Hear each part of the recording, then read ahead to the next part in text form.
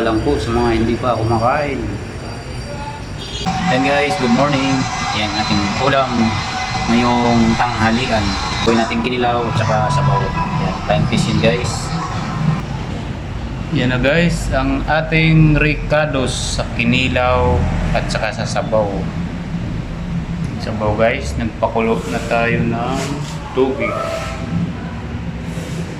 Yan na guys, gawa na rin tayo ng pangmalakasang kinilaw. Yan, pagaluin na natin guys. Andiyan na lahat ng ricados.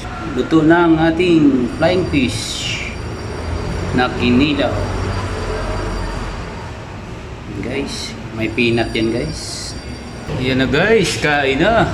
Yung ating sabaw na flying fish. Ating kanin guys.